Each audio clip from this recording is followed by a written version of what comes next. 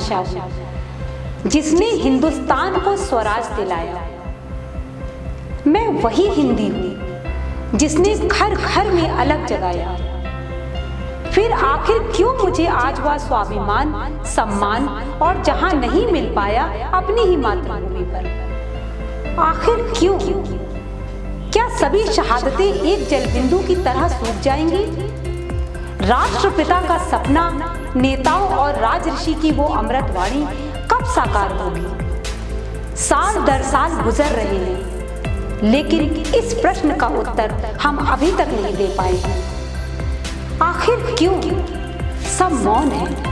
हम कब तक हिंदी दिवस, हिंदी सप्ताह, हिंदी मास परंपराओं का निर्वाह करते रहेंगे? हम हिंदी के नाम पर राष्ट्रीय और अंतर्राष्ट्रीय सम्मेलन करते करते अपने अपने चहेतों को आतिथ्य दिलवाकर गर्वोन्मत्त होते रहेंगे।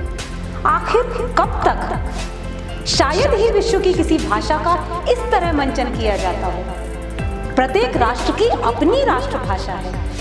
फिर आखिर क्यों करोड़ों करोड़ों की जुबान आज भी गुलामी की जिंदगी जीने को मजबूर है?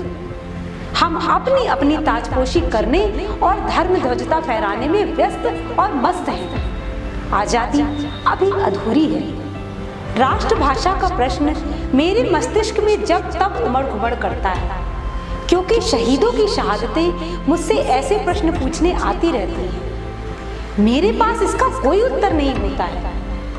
मैं मौन बनी देखा करती हूँ पूरी व्यवस्था को। वो इसलिए कि मेरी जुबान पर ताला है, हाथों में हथकड़ियाँ हैं और पैरों में बेड़ियाँ।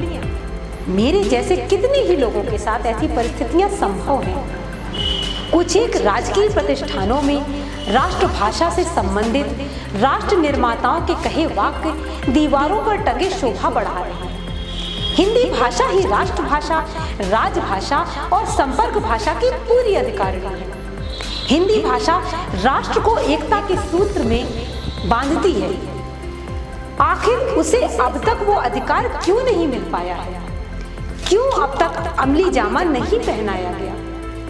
मुझे अपने जीवन में कटु यथार्थ से रूबरू होना पड़ा है। यहाँ इसका जिक्र करना प्रासंगिक होगा। राष्ट्र निर्माताओं ने आज देश का ढांचा इस तरह खड़ा कर दिया है कि अंग्रेजी के बिना सभी को जीवन अधूरा लगने लगा है।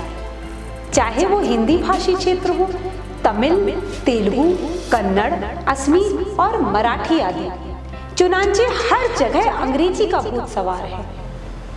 चपरासी से लेकर अफसर तक सभी अपने बच्चों को अंग्रेजी माध्यम के विद्यालयों में पढ़ाना चाहते हैं।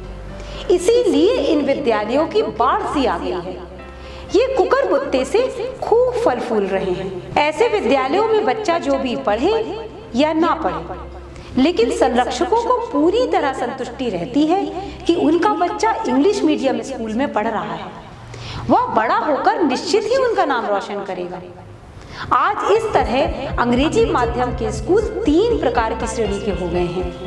प्रथम वो नामी गिरामी स्कूल जिनका भार वहन 10-15% लोग उठाने में सक्षम हैं। दूसरे वे हैं जो नामी गिरामी स्कूलों की नकल कर रहे हैं, इनका वहन 20% लोग। तथा तीसरे वे विद्यालय हैं जो कुकुर मुत्तों की तरह गली कूचों में खुल गए हैं, चाहे उनकी मान्यता हिंदी माध्यम से हो अथवा ना हो, लेकिन बोर्ड इंग्लिश मीडियम का लगा रखा है। इसी सब के चलते राजकीय प्राइमरी और उच्च प्राइमरी विद्यालयों से बच्चे नदारद हैं। उनके भवन बुतहा लग रहे हैं और शिक्षक वेतन ले रहे हैं।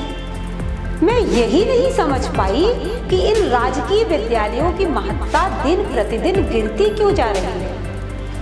यानी स्थिति यहाँ तक पहुँच गई है कि राजकीय प्राइमरी स्कूल के शिक्षक का बच्चा भी इन स्कूलों में पढ़ने को राजी नहीं है, या शिक्षक ही वहाँ पढ़ाना नहीं चाहते।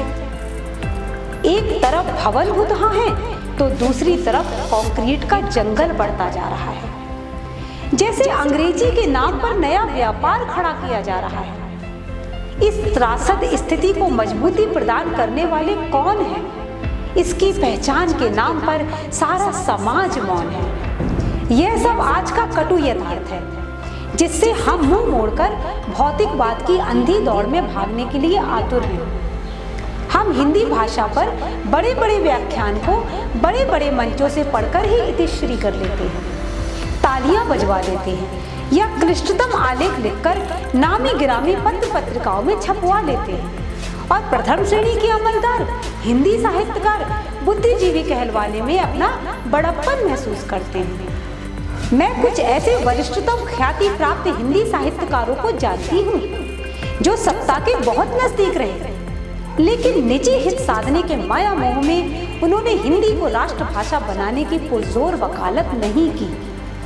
यदि वे हिंदी की वकालत करते तो निज लाभ पाने से वंचित रह जाते।